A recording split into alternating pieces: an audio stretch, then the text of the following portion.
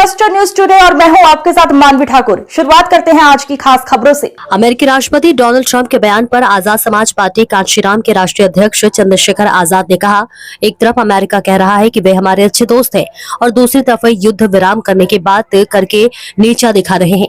कल ही हमारे सदन में इस बात पर चर्चा हुई है। प्रधानमंत्री ने कहा है कि हमने उनसे कोई बात नहीं की। विदेश मंत्री ने भी इसे दोहराया है। बार बार ट्रंप का ये कहना, इससे समझ आता है कि वे हमारे दोस्त नहीं हैं। ऐसे दोस्त से तो दुश्मन अच्छे हैं। वे बार बार हमारे देश और प्रधानमंत्री को अपमानित कर रहे हैं।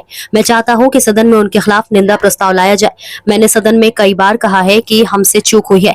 हमारे पास मौका था कि पीओके वापस ले लेते। हमें चूकना नहीं चाहिए। भाजपा जिस अखंड भारत की बात करती है उसकी पहली सीढ़ी हम चढ़ जाते अगर ये मौका ना चूक दे।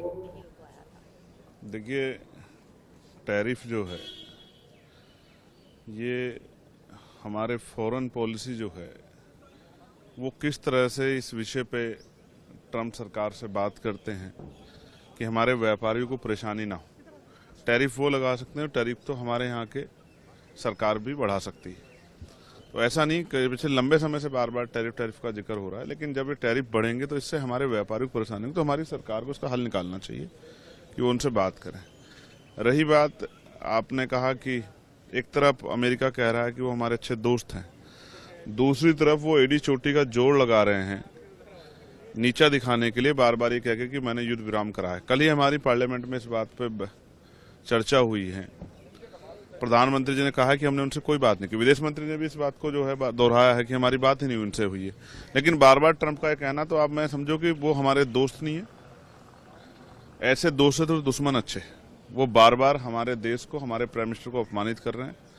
मैं तो ये चाहता हूं कि पार्लियामेंट में उनके खिलाफ निंदा प्रस्ताव लाया जाए।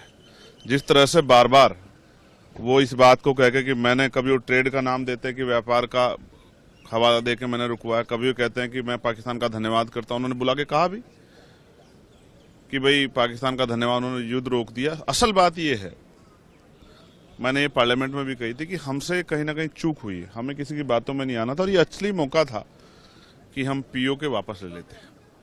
हमें चूकना नहीं चाहिए था। एक सीढ़ी जिस अखंड भारत की बात भारतीय जनता पार्टी करती है, वो अखंड भारत जो है उसकी पहली सीढ़ी हम लोग चढ़ते अगर हम ये मौका ना चूकते।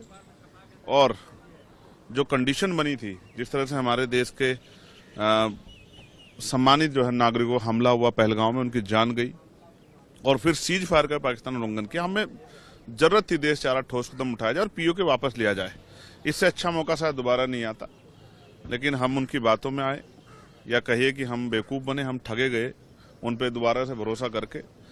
और इससे मुझे तकलीफ ये है कि हम अपने देश के नागरिकों को और देश की सेना के जवानों के जीवन को खतरे में डाल रहे हैं।